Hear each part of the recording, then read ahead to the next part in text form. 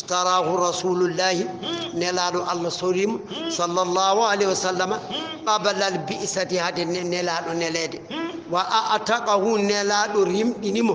وتبناه مناني دي واتمو بيوم نبيتامو الله بي نبيتامو نأدماؤ أمسك نانغو عليك إما زوجك جمسودما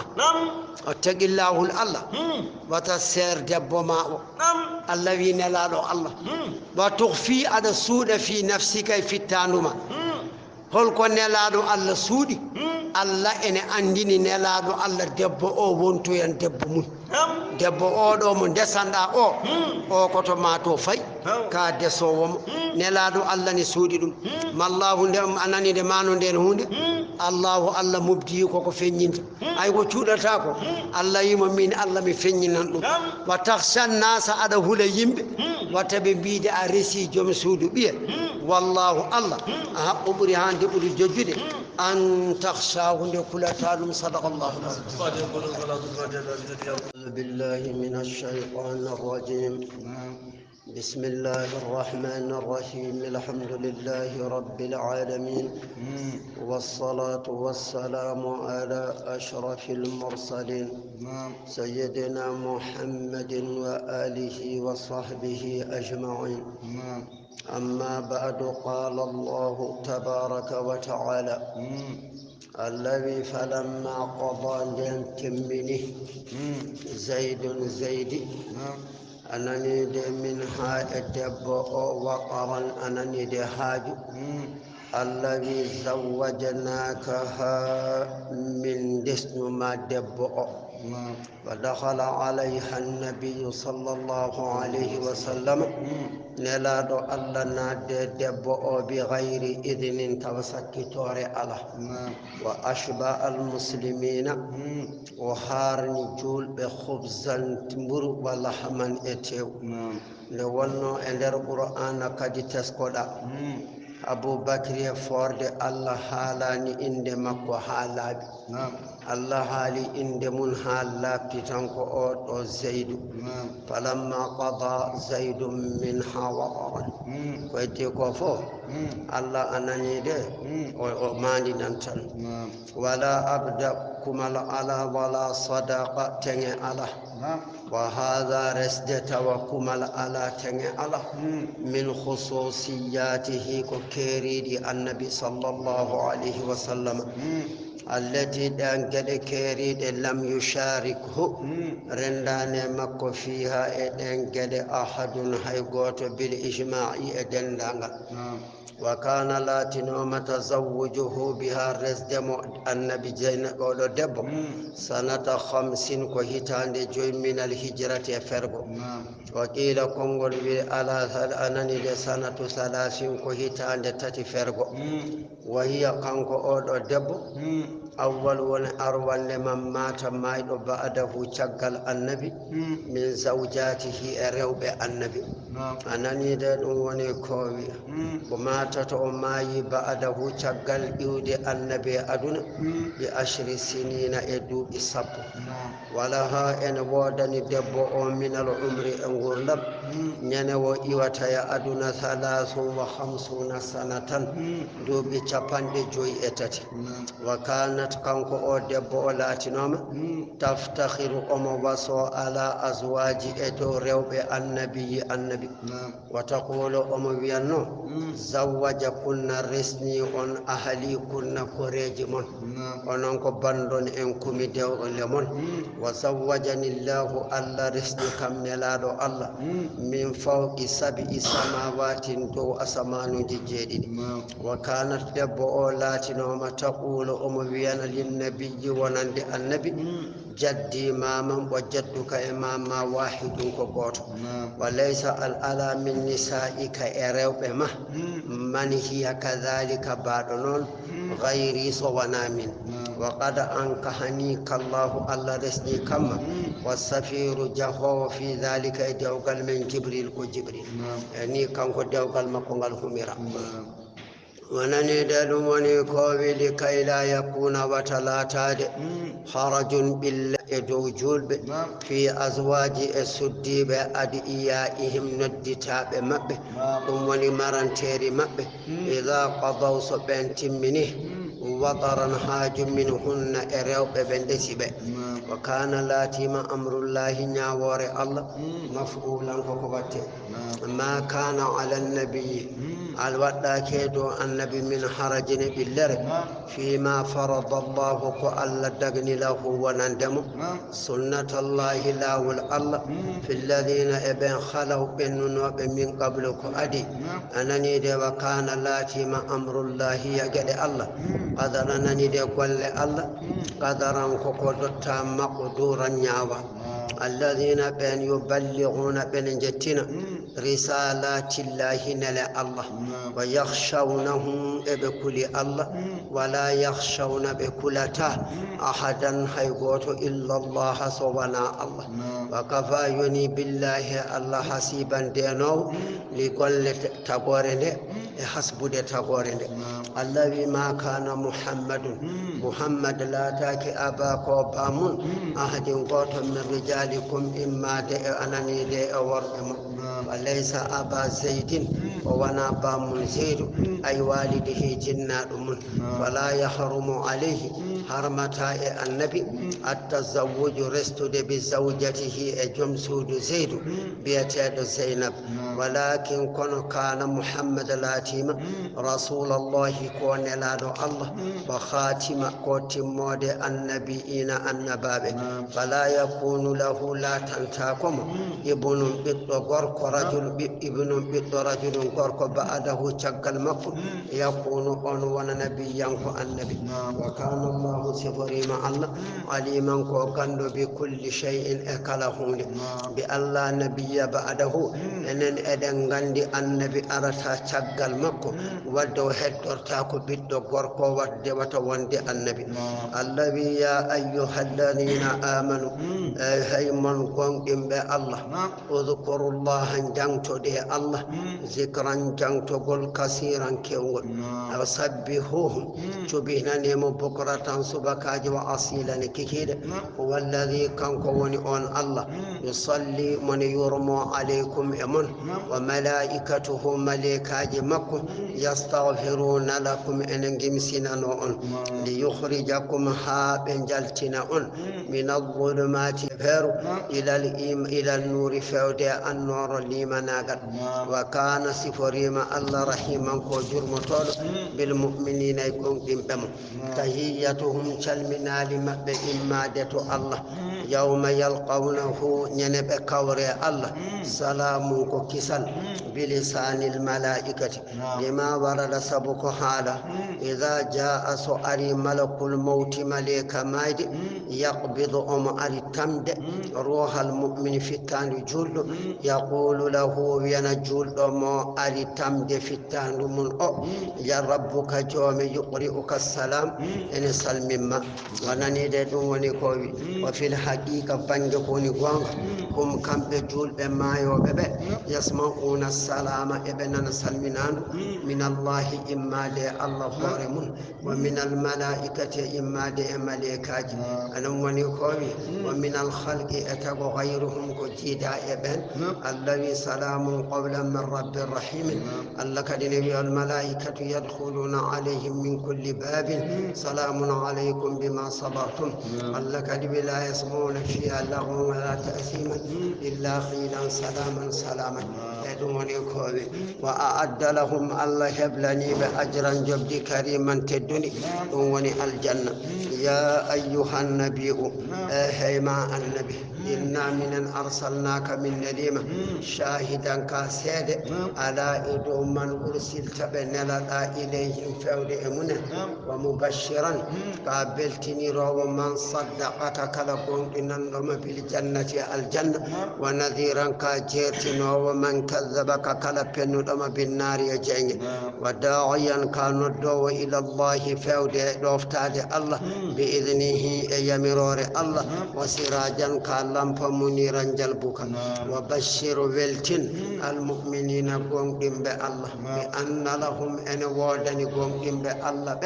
فضلا برا الكبير منغل من الله جمورين قلت الله الذي ولا تطيع وتطوفت الكافرين هفرب والمنافقين إنافقاب فيما يخالف كن لندو شريعتك شريعة ودعوا أبو أذاهم لرلق المب وتوكل خول على الله يا الله فهو الله كافيك ونكدوم وكفى بالله يعني الله وكيلا مقدن بويل فود إمن يا أيها الذين آمنوا هيمن قوم بالله إذا نكحتم سندسي المؤمنات روب قوم بالله ثم رفت طلقتموهن شير أن روب من قبلك أدي أن تمسوهن نمم درتون مب وني شير أنا ديق وداني فما لكم علنا عليهن إدو مب من عدتنا إدة تعتدون إنودم فمتعوهن ندك متاب وكتاب ما يستمتعن به أنني دي كوبي أنني دي دك متو وإن لم يسمي حيث لهن أنني دي حيث تبي تني حالك تنو دك متجومن وإلا فلهن ستبي تني حالا نوم فلهن أن وودني رو بسيرا بناداك نصف فتر المسمى كحالاك قاله ابن عباس وعليه الشافعي وسرهن غبيته ريوبه سراحا اوبيلغول جميلا جورغول غبيته به اوبيلغول جورغول ادوموني كوبي خلوا سبيلهن غتير لا بريوبه من غير اضرار والله الرول الذي يا ايها النبي يا هيما النبي إنا من الاحلال لك من دغننيما ازواجك سجيب ما اللاتي بن سجيب آتيت بكوك كدا أجورهن تنجي منن وما ملكت إكو جينو يمينك نعمما مما أفاء الله إما دكو الله رتني عليك إما من الكفار فرب بالصبي إنداب وصفية وبين صفية وجويرية وجويرية وبنات ببرو بعمك ببنيرا بما وبنات ببرو بعماتك غرقلا بما وبنات ببرو بخالك كابرا بما وبنات ببرو بخالاتك كوما الروب اللاتي بين هاجرنا فرنا بمعك وندو ديما بخلاف لنديما أنا نيدي لوني كوي لنديما أنا نيدي بخلاف لنديما من لم يهاجرنا ببراني وامرأة ندب مؤمنة قوم إندو الله إن وهبت فدب أوهكي نفسها هارمون للنبي ونند النبي دب أري هكي هارمون النبي إن أراد النبي سو النبي أن يستنكحها لرسة أن دب بغير صداق كواتن على خالصة لها ثم لو كيكو هيراني ما أنني دي دوني كوي لم كوكو هيراني ما أن لا الله من دون المؤمنين كو ألدا إجولب أنني دي دوني أنن كم حيث تبي نتو سكي ماما هورمون كوني دغنا دو غالغال كاي كاكي تولو أما نلاب صلى الله عليه وسلم تمدون عليهن وقد أنني دي دوني كوي خال قد علمنا من غندي ما فرضنا من فرل عليهم دو جول ببي أنني دي دوني كوي في أزواجهم ريوب مبي من الأحكام إنياوج أنني دي إنياوج ومنني دي بألا تزيد وتببيد على 4 نسوة إدو ريوب نيو أنني دي دوني كوي أنني لا يتزوج وتريو بندسه إلا بولي سنا جوم جوغو ولي وشهود إسيدج ومهر إتنج وما ملكت إكو جينو أيمانهم نعم مب من الإماء إكوريج بشراء إسود تدد وغيره إكو جيدة لكي لا يكون وتلاتات حرج بالله عليك إدومة وكان الله سفري مع الله غفورا وجافتو رحيما جرمتو الذي turji aɗa nemna man tasha'u mo joloɗa minhunna e maɓɓe ga yontande muɗum wa tu'wi aɗa takka ilayka fewde e ma man tasha'u mo joloɗa minhunna e rewɓe ɓe fa ta'atiyaha ngara e jomum Allah de ko ni waɗirani annabi anani de ɓomman ibtagayta on mo ɗaɓɓuɗa mimman immorade on kadi azalta mo polluɗa bange jontande fala junaha bakkata ala alayka e maɗa ɗum ɗo ko kanko goto je nani de rewɓe makko kanko jontande ngala to wela fof ko ɗo no yarata ɗum ɗo kadi ganden ko kanko tan de jeyɗum julɗo goɗɗo ala hen wa dammi hayli hayru fi dhalika ba'ara an kana al qasam sabu anani de jontande wajiban koko waɗɗi alayhi e makko ruwiya habrama an aishata radiyallahu anha qalat anani de aisha wi kuntu mi latinoma ugaru miɗe hira ala annabi sallallahu alayhi wa sallam alallati e ɓen rewɓe wahabna anfusahunna hokkuɓe koye munen li rasulillahi sallallahu alayhi wa sallam rewɓe hokkuɓe koye munen nelaɗo Allah yo resɓe yumma aisha wine hirannoɓe rewɓe wa aqulu miɗe wiyanno awa tahabul mar'atu debbo ne hokka nafsaha hoore mum li rajulin wonande gorko debbo wayrane jooɗitam wiya hokki hoore mum gorko falamma anzala allahu nden Allah jippini azza wa jalla turji aɗa nemna man tasha'u mo joloɗa min hunna e rewɓe ma wa tu'wi aɗa takka ilayka fewde e ma man tasha'u mo joloɗa wa man ibtagayta kala on mo ɗaɓɓuɗa mimman immorade on azalta mo polluɗa qalat aisha wi qultumimi wallahi barke Allah ma ara rabbaka mi yani joome ano nelaɗo illa so wona yusari'u joome ne yacco fi hawaka e belaɗe ma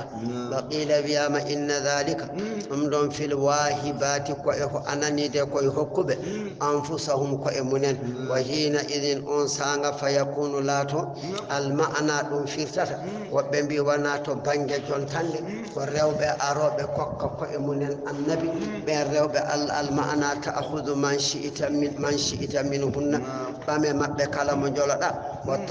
tatruku goppa man shi'ita kala mo jolo dhalika ɗum ɗon fi talaqi koye cergal alma'ana en anani de ɗum firtata laka ene wodama an nelaɗo Allah ɗalaɓu serde man shi'ita kala mo joloɗa min hunna e rewɓe ɓe wa imsaku e nangude man shi'ita kala mo joloɗa e maɓɓe wa ala kulli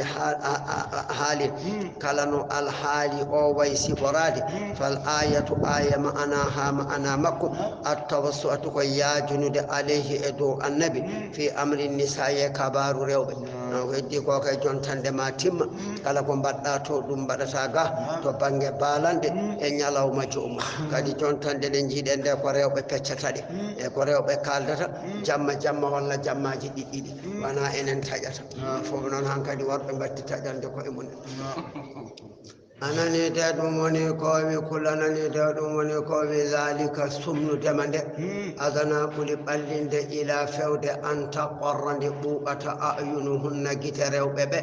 wala yahzanna ɓe cunutako wa yardayna ɓe beele bima ataytahunna ko kokkuɗaɓe kulluhunna kamɓe foof wallahu Allah ya'lamu ene andi ma fi qulubikum ko woni ɓerɗe mon min amri nisa'i e kabaru rewɓe wal mayli oñanade ila ba'dihinna faade e yoga e rewɓe ɓe wa innama khayyarnaka fihinna addani min sumnudema e rewɓe ɓe taysiran ko newnude alayka e dowma fi kulli kala ma aratta no jiɗirɗa wa kana Allahu siforima Allah aliman ko gando tagore makko haliman munɗo Allah wi nelaɗo Allah la yahillu laka dagantako annisa'u rewɓe min ba'du caggal ɓeɗo jeenayi ɓeɗo dawle makko ngasi wala an tabaddala wana aɗa wostito ananide bihinna e ɓe min azwajine debbo goɗɗo ceera goɗɗo gadda ceera goto e maɓɓe gaddoya goɗɗo Allah wi ɗum gasi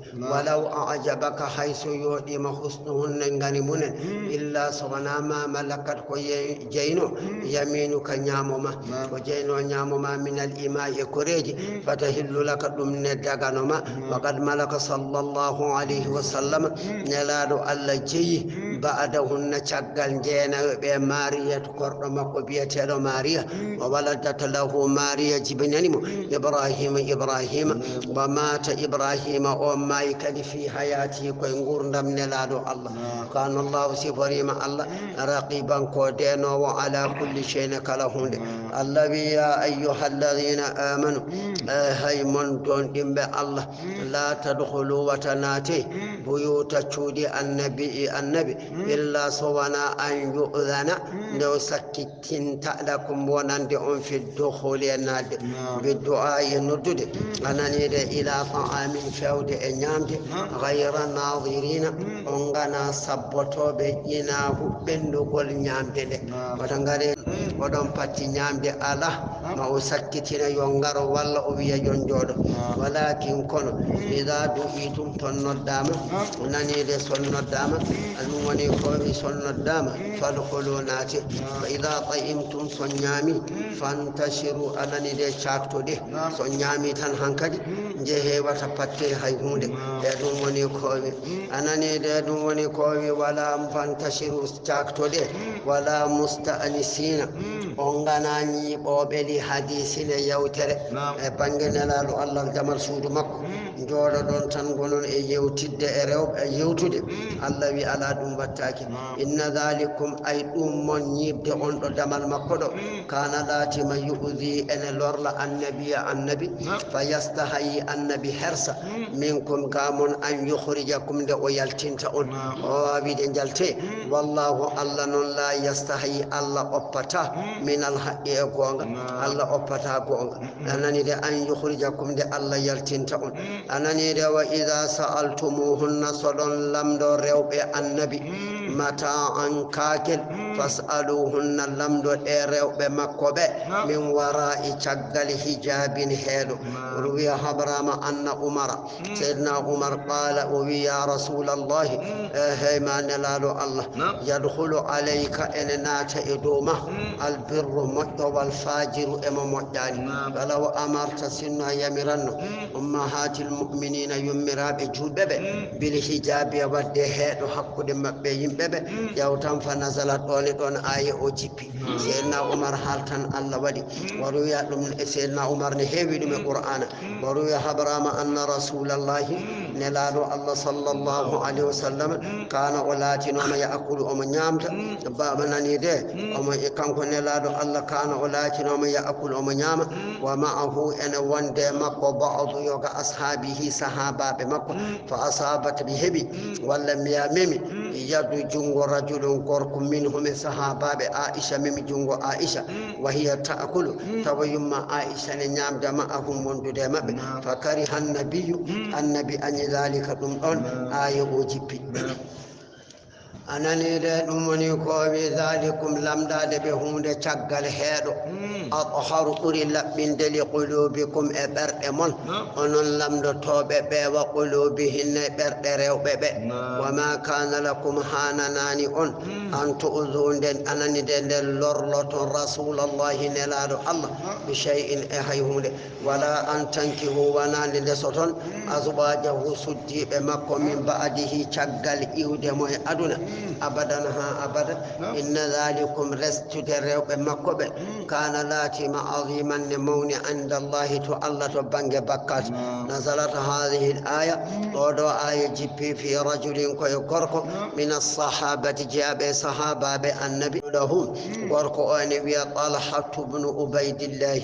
qala wa fi sirrihi yachudi ndi makko o hali nder bernde makko o wi idha qubida rasulullah sonnelado allah fittandu mun tamama sallallahu alaihi wasallam naqahtu aisha mi resta aisha o miji godo mijo summa nadima ar-rajul gorko o nimsi wa masha o yehi ala rijlihi do koyde makko wa hamala urundi ala asharati afrasin pucci sappo fi sabilillahi wa wadi dum lawul allah jalma ko nimsi kongol ko miji ko wa ata qawrim raqabatan tali fa kaffara allah alla yafi an anhu ga makko Allah wi rewɓe annabi ko yummiraɓe julɓe an ka julɗo holno destirta on wawata wonde ɗum woni kowi in tobdu Allah wi son peññini chey an hunde aw tohfuhu wallan cuuɗi hunde restude rewɓe annabi e ko wana ɗum fa inna allaha Allah kana o laatima aliman ko gando bi kulli cheyne kala hunde la junaha bakkat ala alayhinna e dow rewɓe annabi fi abaihinna ɗo wonno waabiraɓe maɓɓe ngara e dow maɓɓe wala abnaihinna wana ɓiɓɓe maɓɓe worɓe wala ihwanihinna wana wandiraɓe maɓɓe worɓe wala abnai wana ɓiɓɓe ihwanihinna bandiraɓe maɓɓe worɓe wala abnai wana ɓiɓɓe ahawatihinna bandiraɓe maɓɓe rewɓe wala nisaihinna wana rewɓe maɓɓe wala ma malakat wana ko jeyno aymanuhunna ñaamo maɓɓe minal imai wal abidi an yarawhunna ɓe ɓen jiyata rewɓe annabi wa yukallimuhunna ɓe kalda e rewɓe annabi min gayri hijabin tawa wirngallo ala wattaqina allaha kule allah wono rewɓe annabi e ko wana rewɓe annabi inna allaha allah kana o siforima shahidan ko ceediɗo ala kulli shay'in kala hunde inna allaha allah wa malaikatahu e malikaji makko allah wi yusalluna eɓe juula ala nabiyye dow annabi nani de ya ayyuha alladina amanu ɓe hey mon gonɗinɓe allah sallu juule alayhi e makko wa sallimu kisnon tasliman kaldi kisnugol mbiye allahumma salli ala muhammadin wa sallim ɓe nani de mbiyedani julde annabi ala ko foti goto men fo hani ko himmirde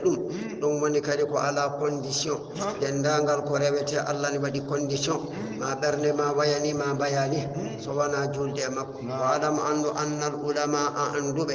ittafaqu ɓe kawri ala wujubi e waɗɗade assalati julde wassalame kisal ala nabiyi sallllahu alayhi wa sallam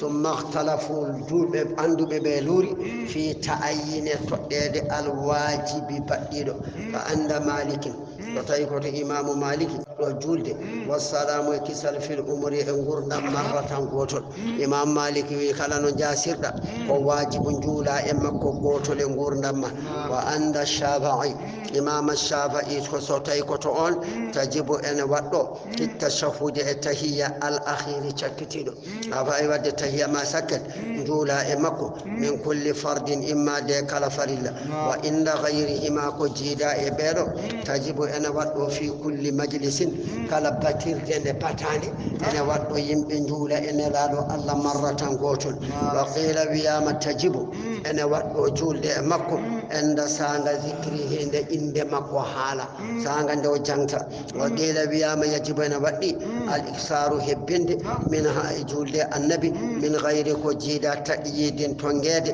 bi adadin e limore wa bil jumlati dendagal kaɗo haala fa salatu julde ala nabiye dow annabi amruha kabaru mun azimun ene mawni wa fadluha ɓural mun jasimun kadi ne mawni wa hiya julde annabi min afdali ko ɓuuri kanum min ene jeeya ko ɓuuri moƴƴude attaati ɗoftale allah to ajalli kanum ɓuuri mawnude al qurbati kone ɓattina maccuɗo allah allah aɗiɗi ɓattade allah e ben julde nelaɗo allah hatta qala badul arifina jogay anduɓe allah mbi innaha julde annabi tusilu ene yettina neɗɗo ilallahi fewde allah ta'ala towɗo o min gayri cheikhin ko alda e ceerno dendagal kada darta e aduna ma keɓa ceerno kay wima waɗni so wona juɗɗo e annabi li anna cheikha saabu ceerno wassanada anani de tugnogal fiha e makko sahibu ha kanko woni jomum ceerno o e ko ceerno o tuugemo nelaɗo allah woni joom mabɓe li annaha saabu kanko to aruda alayhi ene arde makko e julɗele ɗene garde yeeso annabi wa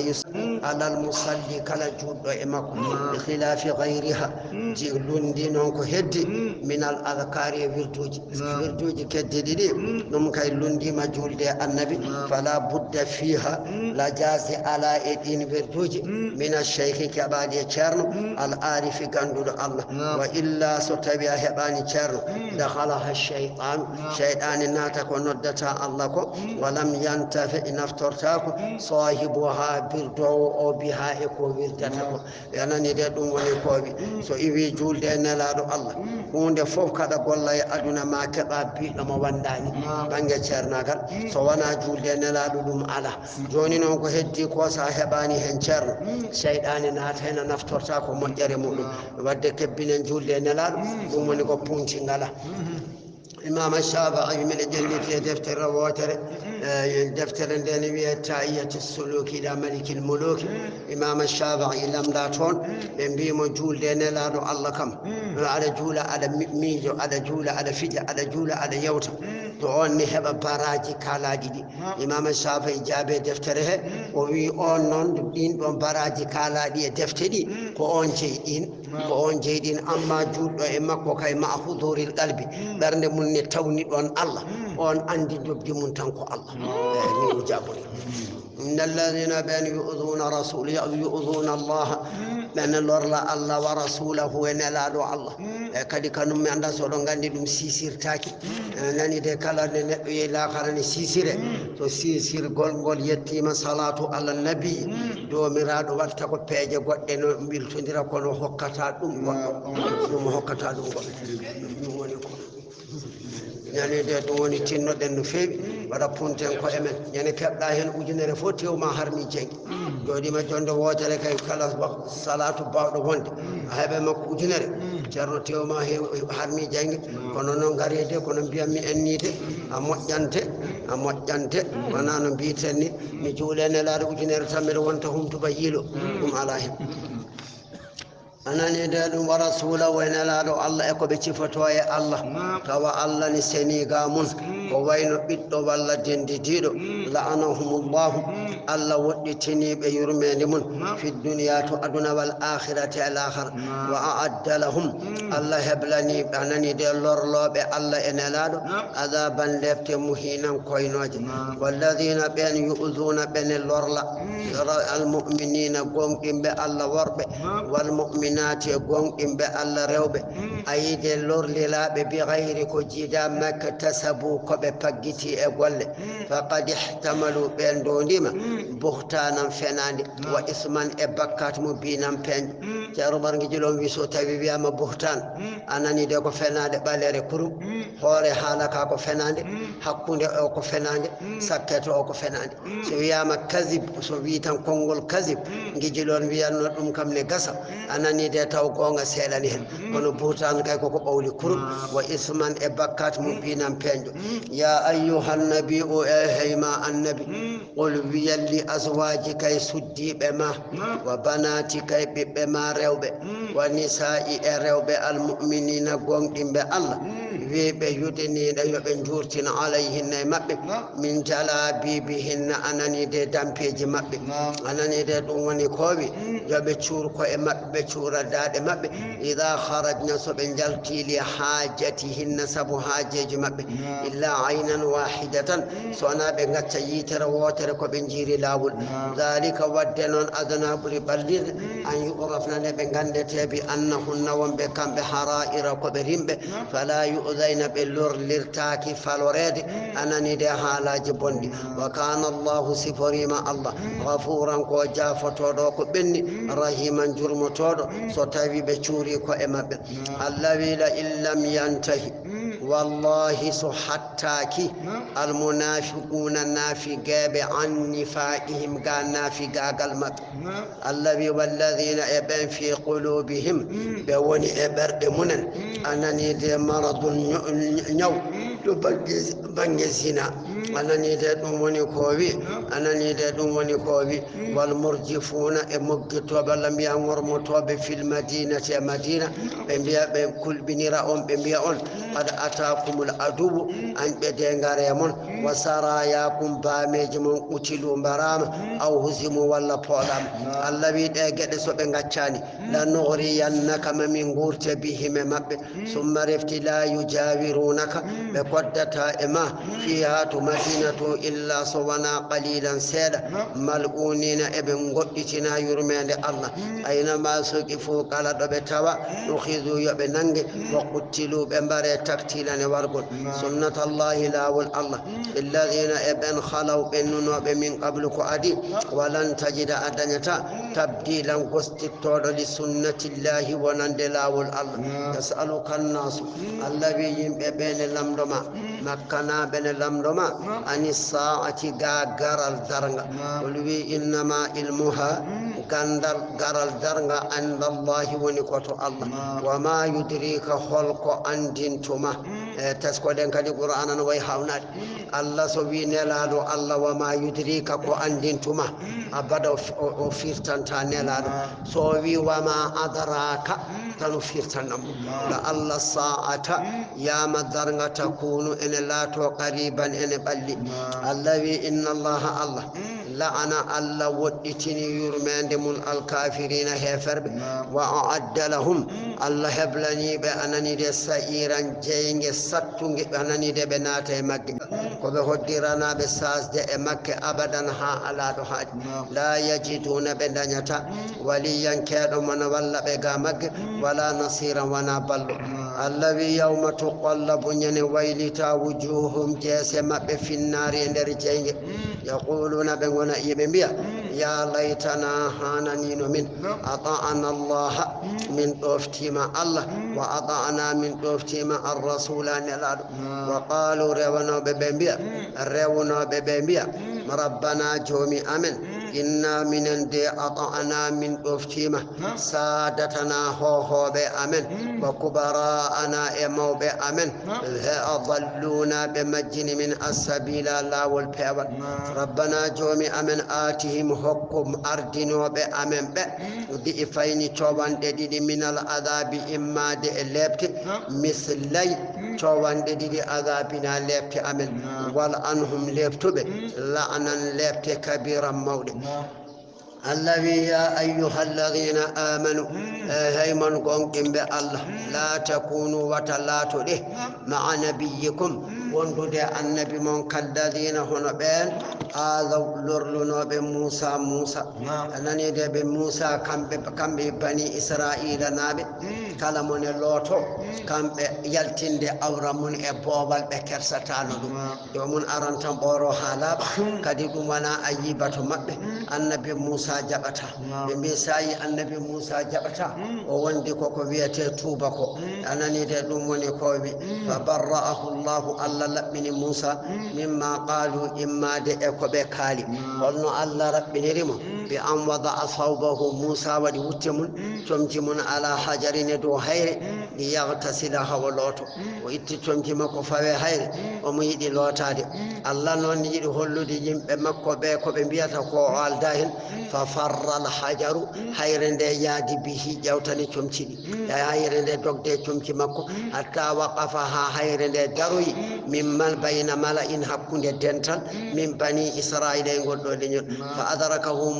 موسى هفتي هيرن فأخذ موسى بمثوبه تمجل مكو فستتر أسوري به تمجل فرأوه بنجي موسى لا أدرت به نيو بنبي أونجك على إمكو نيو أنني دي قام كم بيرون دي توبة أنني دي كو بوتا دي تشودي غوركو نموني كو حالا كافر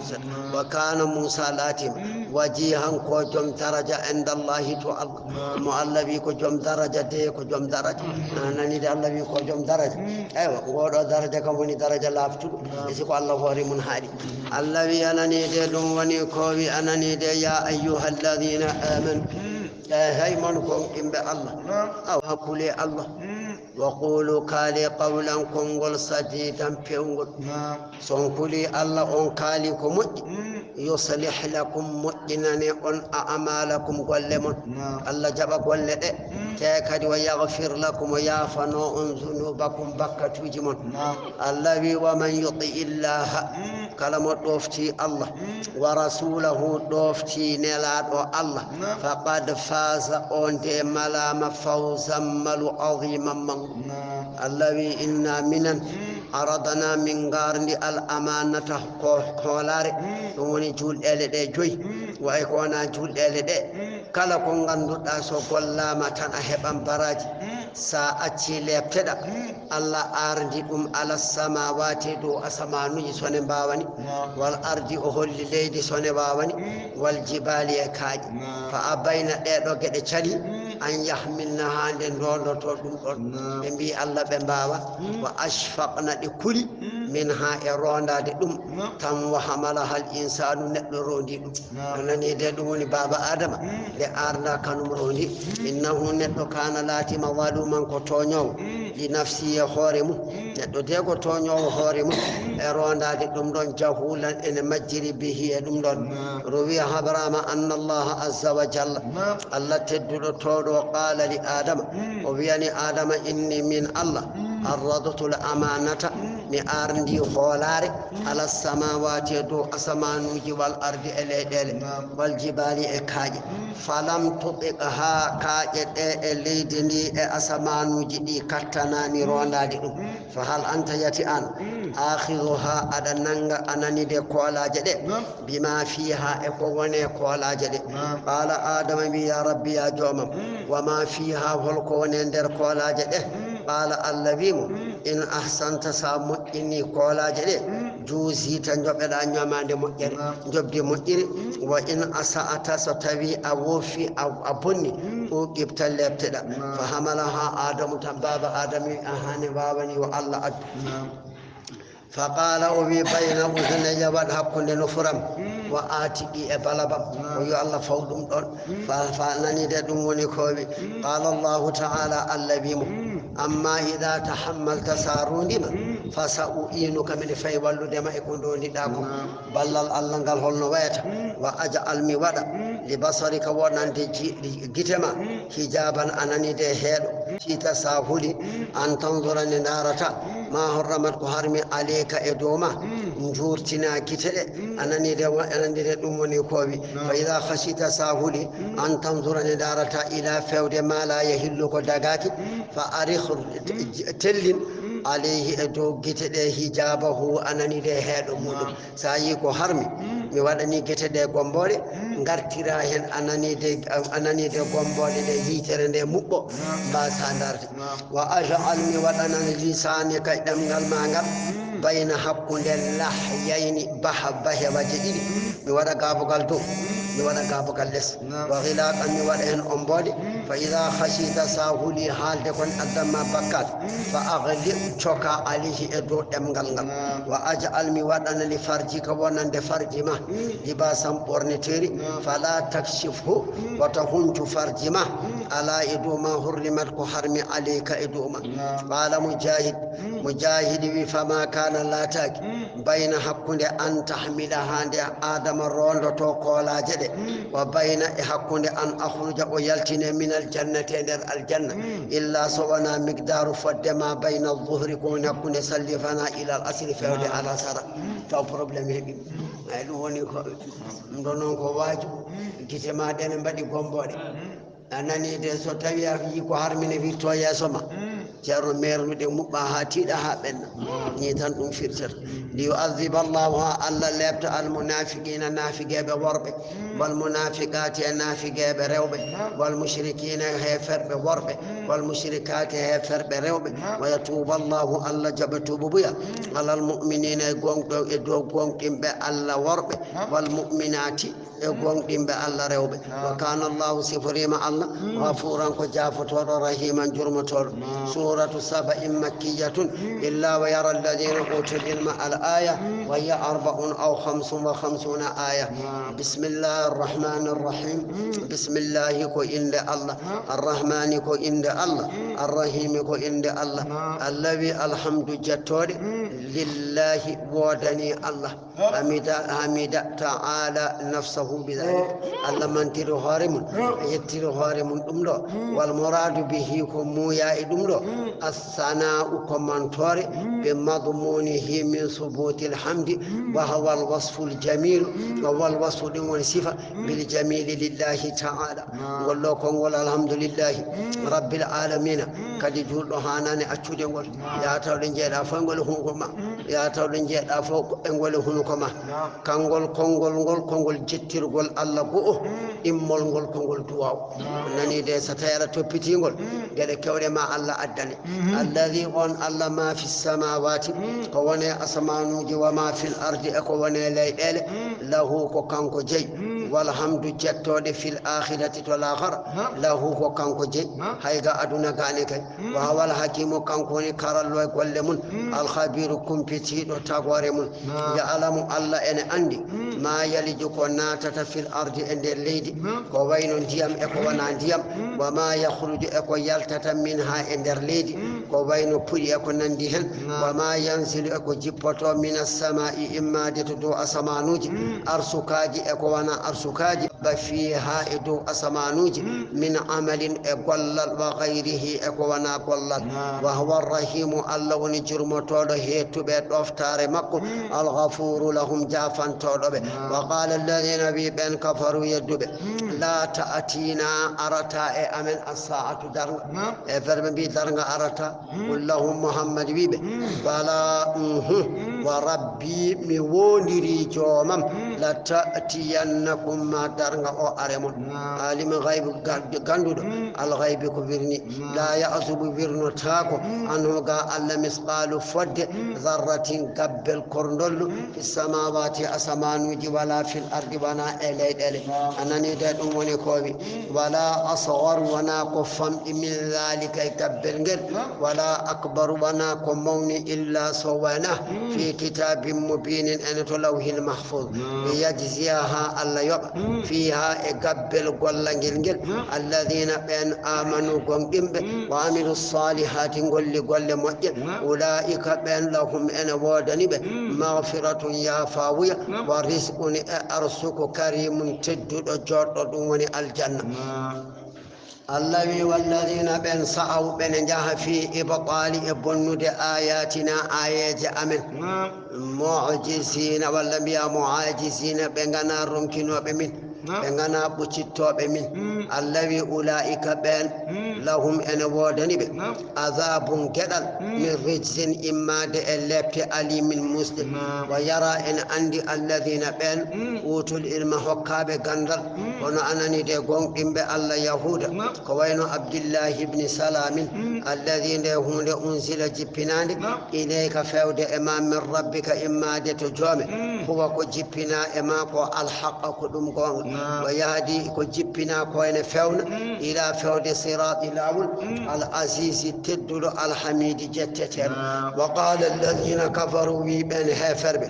hal nadullukum yati min tindinan on ala rajulin e gorko yewtan heferɓe mbi yo yimɓe garɓe kollaɓe gorko yo nabbi ukum gorko o ene habra on annakum onon ida muziqtum son cidditama on taƴama kulla mumazzaqin kala sittidgol innakum onon lafi khalqin oɗon e tago jadidin heso o wi so neɗɗo maayi lancitima fo taƴi majji o wi gorko o wi eɓe gonta neɗɗo eɓe gurtine iftara o fipinima aftara o fipindima kadiban fenade alallahi Allah am walla bihi ene gorko o jinnatun kaɗi kanko de ko kangaɗo Allah wi bal ɗaccu alladina ɓen la yu'minuna ɓe gonɗinani bil akhirati al akhira anani de moftuɗo lebte immital fil adabi ɓe gone lebte fiha to l'akhiratu haqqe gonga ga aduna ga Allah wi afalam yanzuru mate ɓe darani ila fewde ma bayna koni hakkude aydihim jeese maɓɓe wa ma khalfahum e caggal maɓɓe min as-sama'i immade asamanuji wal ardi e leyɗele Allah wi inna sha'a so min jolama nakhsif min monna al arda leydi bihime maɓɓe aw nus'id walla min pukka kisafan taƴitinde alayhim e dow maɓɓe kisafan taƴitinde min as-sama'i immade to dow asamanuji ɗum wona weddo e dow maɓɓe kaaƴe jeyge inna fi dhalika woni e ɗum ɗo la ayatan teskuya li kulli abdin wonande kala maccuɗo munibin kewɗo ruttade Allah aɗum woni koɓe Allah wi walaqad atayna wallahi min kokki dawuda annabi dawuda fadalan ɓural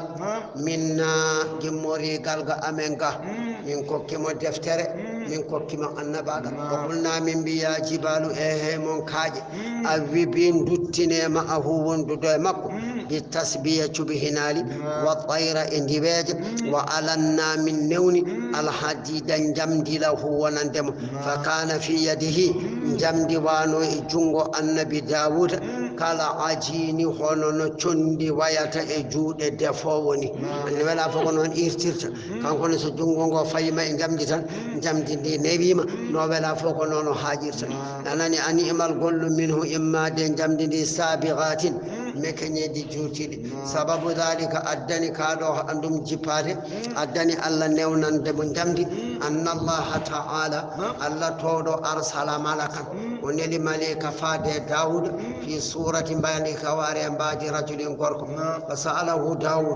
dawuda lamdi malika o an haali nafsihi ga alhaali hoore mum dawuda lamdi malika o holko kabaru dawuda fa qala lahu o wi malika o in an kam ma taqulu holko kalata fi dawuda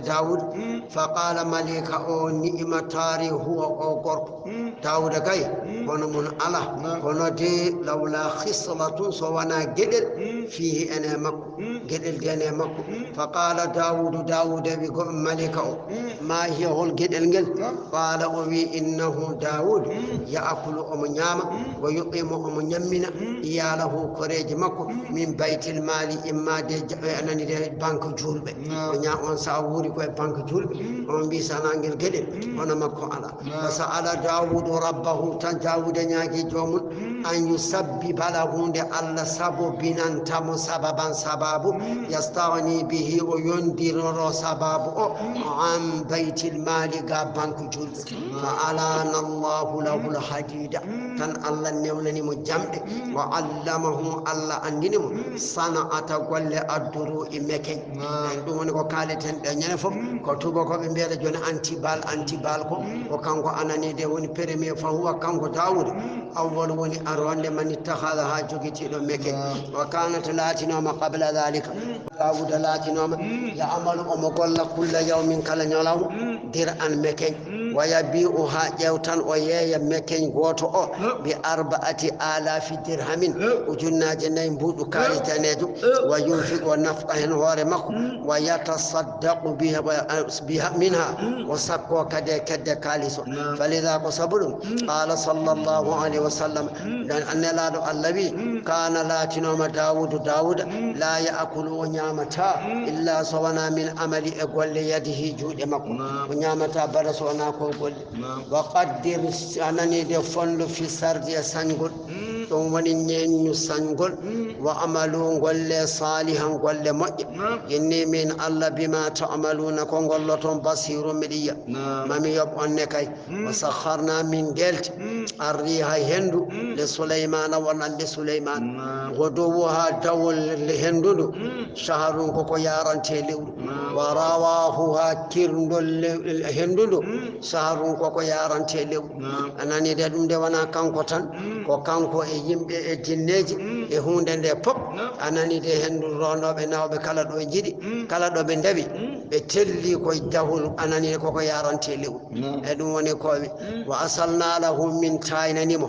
ayna yitere alqidre anani de bedek e ɗum woni koɓe ɗum doge juuɗe makko ñalawmaji jammaji honono anani de dogirti no ndiyam dogirtani e ɗum woni koɓe wa minal jinne ene jinneji man ya'malu ɓene golla bayna yadahi yeeso souleymana bi idni e yamirore rabbihi joomi ko allah hokkimo jinneji ene golla e yamirore mum wa man yasir kanji jinneji ɗi kala goñiɗo minhum e majji an amrina ga yamirore amen lahu wonande jinne o bi ta'ati e ɗoftade souleymana nuziquhu min menna joomum min adabi imma de lebte as-sa'iri kuɓɓoje nani de annaru fil akhira wa qila wiyama fi dunya ko ga aduna ga bi an yadribahu fiya jinne jiɗɗo yaltude e golle he o malakul malika fiira ɗum bi sawtin e loocol min ha immade mum darbatan fiyande wotere tan tori o jinne o huɓɓa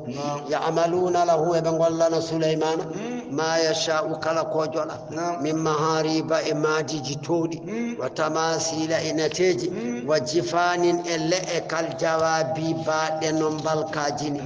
أنني دون ونكوي ويهوض كبير يجتمع أن رنتن على الجفنة إلى المكو غوتال سروتاما ألف رجل أجنر غوركو نلا إلى بوتي مولود يأكلون بنيام منها إمجد الذي من بدن مقدور إبايان راسيات نبيد لا تتحرك دندلتا أنغا أماكنها ودن بدادو أنني اتخذ أن جدت من الجبال باليمن يوتن يصعد أن نبا إليها إبايان نبرت بالسلالم كو إبارو أنني دكو إبارو أنا وابا نبودي سادة دفسالي إرتد والله وانكو بطاين كو بارو قال بطا نلوني لا مباب وسليمان الله كلام وقلنا من بين إمالون قل يا آل داود من كريج داود قل أفتارا سبو يتود له ونند الله ألا يبدو ما آتاكم كو الله كتئن الذي وقليل فمي من إبادي إجيابا الشكور يتنوب أنني دي الشكور يتوب بطاعتي شكرا وكون يتود نعم الله قل لرد نعم وندارتهم الله أنني دي دو آدم دوني هلما ندو كلا سندو دا أدونا غامبيتا دائما يو الله واتي كو فمدي كو كو هيو كو هيواني مجد أيان دو جوني كو قليل كو سيدا من إبادي إجيابا الشكور يتوب نعم ودي سادا نياغو الله ميتا كو جامو واتم تو سيدا او ونيتو كو تون جاموني الذي فلما قضينا دم نياوي عليه سليمان الموت مايد مكو أري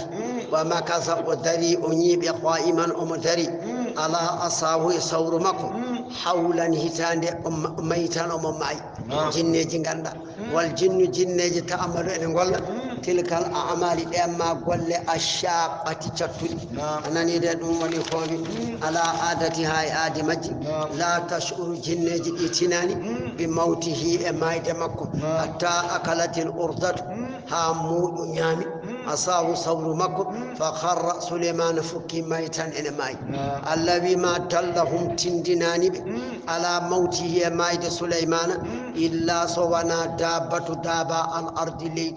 يدون ونين بيت موجو تأكل نيام من ساته صور مكو موجو يوري لس ونين نيام بصور فلما خر دين فكي ماي تبينت فيني الجن جنج الله كانوا سن بلاتنا ما يعلمون الغيب ابن كوفيرني ما لبسوا بنيبتا في العذاب الابت المهين كوينو سن بن سليمان كو مايد غول بن غول نون دي بن غنا غولو ودي دون وني كوبي لقد كان لا تنيم لسبا ان ونن دو نوك في مساكن ما كون اند مبتو يمن آية مال تندينو جاكتان دي الله جنتان جسدي ان يميني غانيامو an yamini ga nyama wa shimalin enano changul mabbe be biya kulu nyamen min rizqi imma de enjedu rabbikum jomon washkuru lahu jattane jomon e ko hokkono adonema baldatun leydi tayyibatun bildi yawtan leydi kalete sabiha sibahun anani de tundi ala leydi wala ba'datun bongo ala leydi wala yudabatun mbubu ala leydi wala barghusun nyaki ngala leydi wala aqrabun yare ala leydi wala hayyatun boddi ala inukuhe wa yamurru al-gharib tumaran kan wirtotono fiya e mayri wa fi siyabihi tawane chomci tumaran ke bennowo o amalun tendi fayamutu tendi di fodi maya di tibi sabol welde hawa i ha weyo nokku sai kilima on way mudde wallahu alla rabbu kan woni jeydo ghafurun jafato wana allah hokkibe dum do gayni tamfa aradu be durni ga yattande allah be jeddi fa arsalna min alayhim mabbe anani de dum woni ko wi sayla anani de ilam al arimi chama anani de dum woni ko wi wa baddalnahum min wastitanibe bi jannatayhim gesedi daya jannatayni gesedi godde zawa tay jomirabe didi ukulin nyamde kham in nyande ko min banno to nyama leye bedde ko min batti dum nyamde nyande kham in o do ko kala nani de leggal bangal giyal ene wiya khamdi wa ahlin anani de gaabe doru maaji wa shay'in hunde min sidrin e jaabe qalilin seeɗa dhalika wostitaneɓe ko moƴƴi ko watte ɗeɗo geɗe allah wi jasaynahum min joɓiɓe bima kafaru sabu ko ɓe jetti wa hal yujasa yoɓetake illa al kafuru so wona jedduɗo yoɓetake anani de so wona hono ɗum allah wi wa ja'alna min mbaɗi baynahum hakkunde saba e yaman wa bayna e hakkunde alqura gure allati ɗen gure barakanaɗe min mbaɗi barke fiya e mun quran ko gure wahiratan deggodirɗe ƴewtan on sa allah ne waɗani ɓe ko wuro e wuro jolde ala ana yaltango natango tawa yahane yolde mo tawa mi anani de o qaddarna min pondi fiya e gurde a sayra yaadu bi haysu yaqiluna nokkuɗo ɓe ñallata fi wahidatin woto waya bituna ɓe mbaala fi ukhra e wongo ilantiha i safarihim ha ɗangal maɓɓe gasa te kadi wala yahtajuna ɓe kato jinta fiha fi ɗangal ngal ila hamli e rondade zadi joɓari wamma in e ndiyam wuro e wuro ko mbatta joɓari ko mbatta ndiyam allah waɗani ɓe ni allah wi siru jihe fiha e leydi e layali e jammaji wa ayyaman e ñalawmaji aminina oɗon kooli la takhafuna fi leylin on kulata jamma wala fi nahari wona ñalawma fa qalu ɓe mbi rabbana joomi amen ba'idu woɗɗidir bayna hakkunde asfarina ɗalle amen ila shami fewde sham ij'alaha waɗ ɗalle ɗe mafawisa ko jolɗe o tammin jolɗe liyatatawalu beele ɓe towa alal fuqara e dow wasɓe maɓɓe ɓe rukubi e waɗɗade arrawa hiɗi geloɗi wazzadi wa hamli e rondade azzadi joɓaɗi ɓe mbi kamɓe yo jolɗe gonen beele kamɓe dañɓe ɓe eɓe serteɓe ngalaɓe kamɓe soɓe payyade ɓe jogui joɓari ɓe jooɓo kamɓe soɓe payyade ɓe jogui ɗo ɓe mbaɗɗi ɓe mbaɗɗo ɗum wona wasu hakkude maɓɓe ananide ɗum woni kowi ananide wasɓe maɓɓe allah wi wa zalamu ɓe tooñi anfusahum ko e maɓɓe ɓe tooñiri ko e maɓɓe keferu fa ja'alnahum min mbaɗiɓe ahadisa ko ɓe jewte aroɓe caggal maɓɓe allah wi wa mazzaqnahum min cidditiɓe kulla mumazzaqin kala ciddirgol walla mbiya wa mazzaqnahum min cerniɓe kulla mumazzaqin kala cernugol e leyɗele inna fi dhalika woni e ko jangta ɗo ko la ayatin teskuyaji li kulli wonande kala sabbarin kewɗo munji anil ma'asi ga goofi shakurin jettowo nemaji allah allah wi walaqad sadaqa gonɗinani alayhim e maɓɓe iblisu zannahu jikke mum jiblisu anani de majjiniɓe ɓe ndewe iblisa fattaba'uhu rewe iblisa illa kono fariqan ten tan min almuminina immade julɓe wama kana lahu alana iblisa alayhim e julɓe ɓe min sultanin ɓe gurtogol kala illa kono lina alama hamin peññinira gandal man yuminu mone gonɗina bil akhirati al akhara mimman immorade on huwa kanum fi shakkin ene sikke min ha e darga o fanu jasi min joɓa kullan kala goto min huma e maɓɓe wa rabbuka joomi hafidum ko tombiɗo denowo ala kulli shay'in kala hunde qul muhammad wiyan heferɓe makka udu nodde alladhina ɓen za'amtum ɓe ngaaƴi ɗon mbiɗon ko allah ɓe min dunillahi ga allah liyanfa'ukum haɓe nafa on allah wi e maɓɓe la yamlikuna sanamuji jeeta mithqala fodde darratin gabbel konngol korndollu min khayrin aw sharrin fi samawati asamanuji wala fil ardi wana e leyɗele wama lahum alanaɓe fihima e asamane leydi min shirkin e rendude allah wama lahu alana allah minhum e sanamuji ɗi min zahirin e ballodira wala tanfa'u nafata alshaba'atu tafore endahu to allah anani de ardene tefa ala ɗum ko gaga sat to makko to ɗum ala sa yi enen ga aɗa tefoya laamu so nangi ɗo neɗɗo ne waɗi hunde laamu aduna andi tan komo nangi o e ko waɗi ko ano garowo tefte o haysa barɗo hoore e siɓe tinani ɓe mbawa andude ɗum addanta to allah to wasde tefede kada tini an hoore ma omo andamma wadda suusa darade toon illa sowona liman adina lahu mo allah sakkitañi fiha anani de tefgol ngol hatta ida fuzzi'a ha so ƴenƴinama an qulubihim ga ɓerɗe maɓɓe qaalu yoga maɓɓe wiyana yoga sabu weltare ماذا قال خلق حال ربكم جوم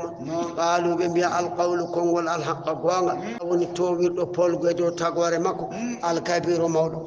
محمد بيامبه من يرزقكم قال من يدعون من السماوات إما دتو أسمانوجي وأدى توبها هيبا والأرض ليدي ويلتنهم بدي قل بي الله كو الله إن لم يقولوه سبن بياني نون لا جواب جابول على غيره كو وانا الله وإنا من الأول إياكم أنون أنني لا على هدى قل قندو هنا بيوال أو في ضلال ولا إمجري مبين فنج أنني دي نموني كوبي أنني دي نموني كوبي بيّن الإبهامة لطف بهم ندد بيلي مناقل قل محمد بيبي لا تسألون وان لم يتاج أما أجرمنا قاكم من بكوتين منكم من بكوتين وان لم يتاكد ولا نسأل من الندي من لم يتاكد أما تعملون قاكم غلطون قل محمد بيامبي يجمعوا إن جغور رندين دي بيننا حقون من ربنا جومن يوم القيامة يندر ثم يفتح جومراد نياوا بيننا حقون أمين بالحق يقوان وهذا الفتاه الله وني نياوا العليم قندو دكو نياوات قل محمد بي أروني غندينيكم الذين إنسان موجي الحق تجلدون به الله شركاء قرندي ديب في الإبادة دبا كلا الله هريبة بدي ngacce nde do fimde bonde balda huwa kanko Allah kan do rewede aw Allahu ko Allah al azizu tadbir al hakim karallo fi tadbir li khalqihi fala yakunu lahu sharikun alladhi wama arsalnaka min nalanima illa sawana kafatan ko dendangal linnasi wonande yimbe wana o nelada o oppa nelada koy fof mubashiran ala weltinira lil mu'minina ونند غونديمبه بالجنة الجنة ونذيرا على جيرتنا هيفربه بالعذاب ألفت ولكن نكون أكثر الناس وهي يمبه ولا مكنابه لا يعلمون ذلك ويقولون ابن بيا متى قلتم هذا الوعد دير فدار ألفت قل أمن إن كنتم صلاتهم صادقين ودنغون في ألفت قل محمد بيامبه لكم أنا وعدني ميعاد فدور يوم يلوم لا تستأخرون ونم ننتاك عنه غان يلوم ساعة فدلر ولا تستقدمون ونغرد ننتاك عليه إلى جنة ومن يندرغ أنا ندد ومن كوي وقال الذين كفروا بأن يدب من أنا ندد من أهل مكة بميلا نؤمن من جغراني قندند بهذا القرآن أودو القرآن ولا بالذي وانا ان دفت بين يديه غردين ودي قرآن كالتوراة وبين التوراة والإنجيل الله نتندين وجديد على البعث يمتا سبب ذلك أن أهل الكتاب يمبا دفت قالوا لهم بمبيانا إن صفة محمد صفة محمد في كتبنا إن دفت أمن فلما سألوهم دم بلم ديما ووافق هوري ما قال أهل الكتاب كيم دفت بمبي هوري أنني دي هوري أنني دي دومني قال المشركون هفر بمبي ابن أنا تونيو على تونيو لن نؤمن من جغراني قنقين دي بهذا القرآن أودو القرآن هفر بمكة لم دي نودوم أنني دي أندو بمبي أها صفة مكوني تون بكايتي جبت دفت دي ولا بالذي بين يديه ولا لن نؤمن من جغراني قنقين دي بهذا القرآن أودو القرآن ولا بالذي ونعلن دفت بين يديه قردين ودي قرآن سبنو بمغاي وندي حاسي دي جنالالو الله بلام ديما بياما إنتون بلام ديما نيبيا إنتون إيسي نتون جوني كي قرآن يو التورية الإنجيل فوكم ببسليم نيها لكاوت ولو ترى سن عليان عن محمد إذ تما الظالمون تونير بكو إمونين كيفر موقوفون ابن دادا ابن درنا عند ربهم تجومي يرجعوا إن رتنا القول قنول بعضهم يقم إلى بعض فود أيوك يقول إنبيا الذين بين استضعفوا لنا أمنون رونو ببي بيانا للذين ونندب استكبروا مونكيني ربنا ببي لولا أنتم سوانان قنون sadattumuna palido min anil imani galima nagal la kunna mamillatu mu'minina miden gongini annabi qala alladhina bi'an istakbaru mawnikini dum woni rebanobe be jaabo rewbe be biya ben lilladhina wonande ben ustudifu lonabe anahanu yati ko minen sadadnakum woni falibe on anil huda ga pewal ba'da caggal iz ja'akum de pewal aremon ala wana minen ka on jarano maafi amen tan kono min palaki on balda cukuntum on latino mujrimina kon heferbe fi anfusikum ko emon neddo kay cerno andu tambo wonti dum do jonnani hadi dido nimsaji joloji gonda en neddo gurtowo ma e bonande aywa beedo ko munen ko haalama anni de sa yaade jomul lakhar ko di kaldo non yo neddo andu mo wonti wa qala alladhina liban ustudhifu lana nabi lilladhina wonande ben istakbaru mawnikine baldatum makur feja al-layli jamma wan nahari anyalawma idh tumata'muruna nande jamirtum min an nakfura billahi min jaddata Allah wa naj'ala lahu min badana Allah an dada rendidibe wa asarru pelle didi cuudi an nadamata nimsa ala tarkil imani accude limanagal holde nimsa o ari lamma ra'awtum ande be ji al azaba dewdo dewado fu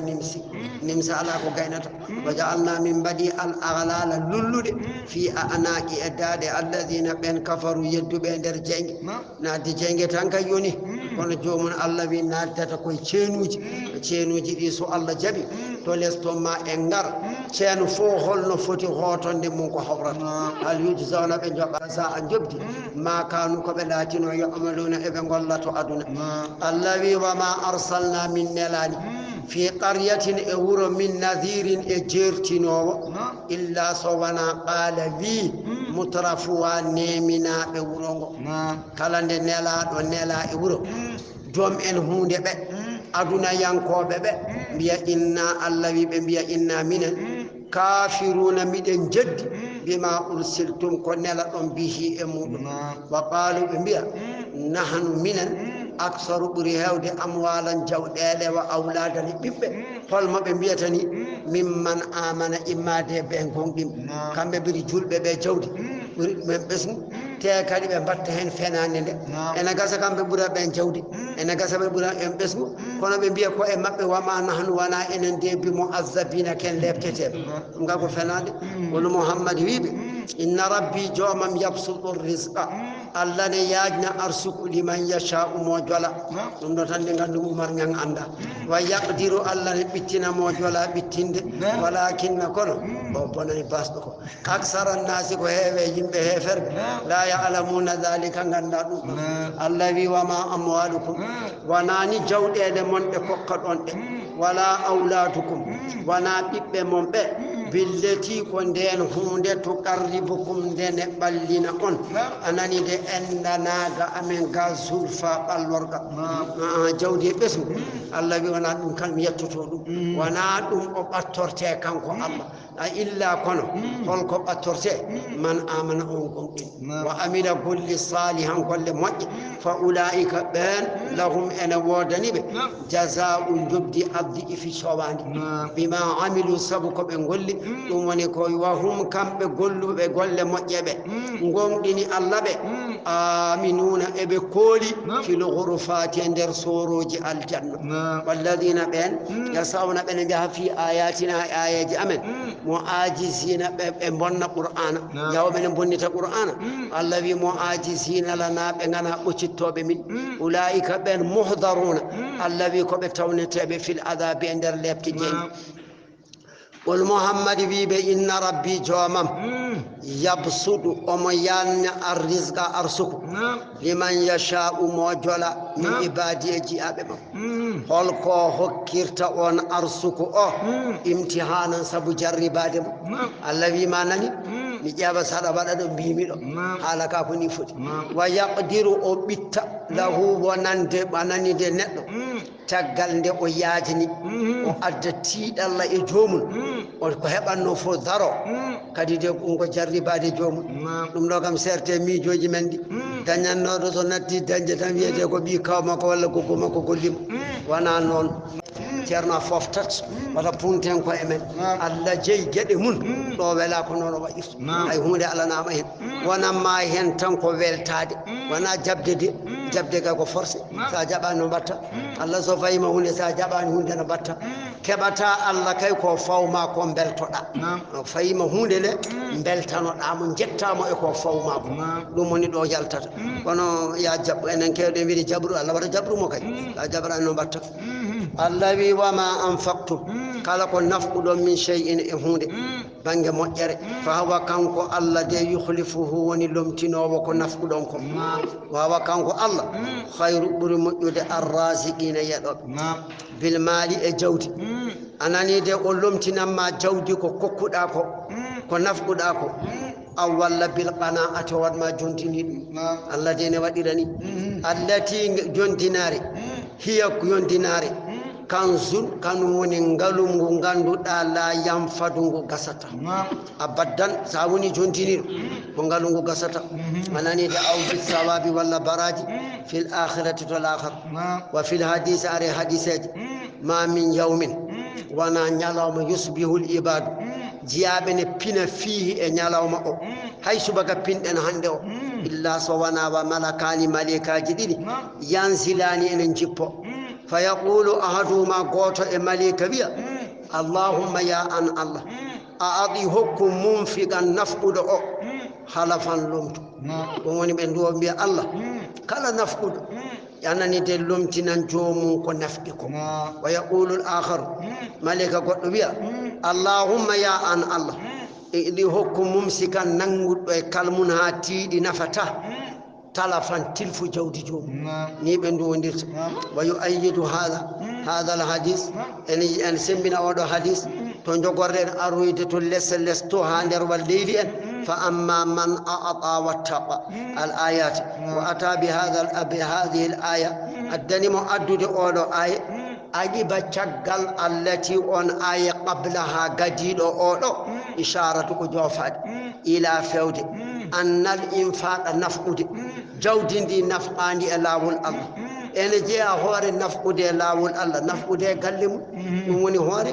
لا يدي بكتا الرزق أرسل يتدم على حكب والله بتتا أرسل بل ربما كان هيويكو نفقد هوني سببا وانا سبب في توسعة ياجي أرسكما من جمال ولا جد هوا بنينو بدلتا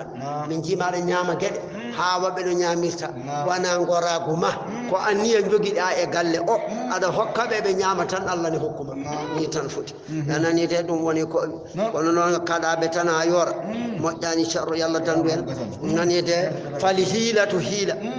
fi tawsi'ati rizqi yaji arsuku mane tiidi hol feere mbatta ha yaaji anani de al infa'u ko naf'ude fi wujuhi e jeese al khayri moƴƴere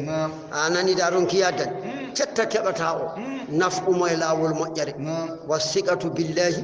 koloɗa hen Allah wa tawakkal alayhi moloɗa Allah ɗum woni sababu arsuku e ɗum woni ko من جلت له جمال صلى واذكر سفتر يوم نحشرهم جميعا كم بفوق ثم نقول للملائكة رفت من بين ملائكة هؤلاء متك بيدو إياكم أنون كانوا بلاتنا يعبدون بندبت سو يمبن جمتي من ملائكة الله بيب بيدو كو أنون دبنوني lamdo malikaji qalu malikaji bi subhanaka sanade wodanima ani shariki gaden didido anta an Allah waliyuna woni kertudo e amen min dunihim gama an kay buri andude kabaru anani de baldaccu kanu be latino ma de ya abuduna be ndewanno aljinna ko jinneji aksarum ko hewe mabbe mu'minuna ene gongdini bi me jinneji Allah wiya fal yawma hande la yamliku nafata بعضكم يغمون لبعض ونند يغا نفعا تفور ولا ضرا ولا لب دبانور اتونور واوا ادود تفور واوا دونچوت لب ونقول من بيانا للذين ونند بن ظلموا تونير بكو امنين كفر ذوقوا ميده عذاب اللب النار جنگ التي جنگ كنتم لاتن دون تكذبون اودن بن بها امك الله ولا تطلع جنگ عليهم دوما آياتنا آيات أمن بينات فنج يدود أمغال النبي صلى الله عليه وسلم قالوا بمبيا ما هذا وناني أودو جنغوب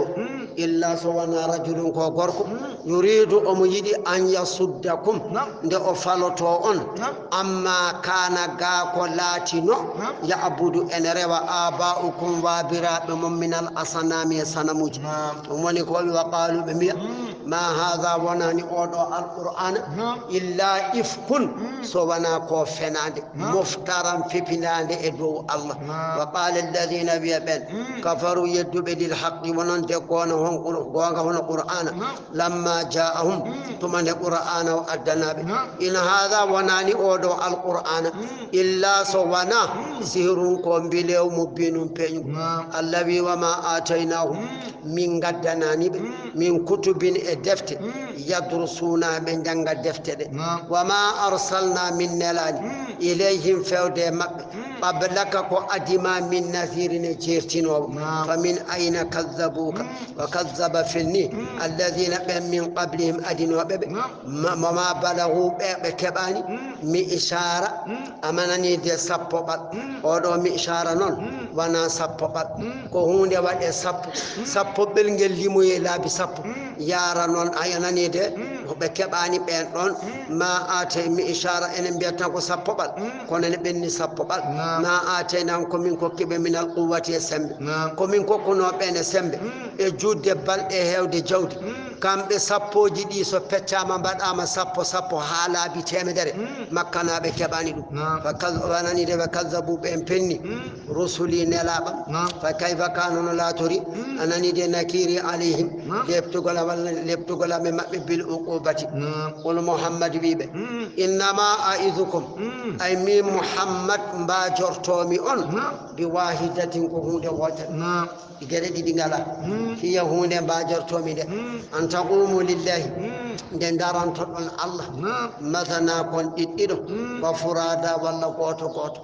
ثم تتفكروا ريك في ميتون فتعلمون غندون ما بصاحبكم على إيقون جيدو محمد من جنة كاي إن هو وناني محمد إلا سوانا نذير كو جيرتي نوب لكم ونندئون بين يدي ياسو عذاب لبت شديد شتت الآخر إن أصيتموه صنغوفمو اللهم محمد بيامه ما أسألكم ما سألتكم من ياغاكي من أدني لكم أنم ودني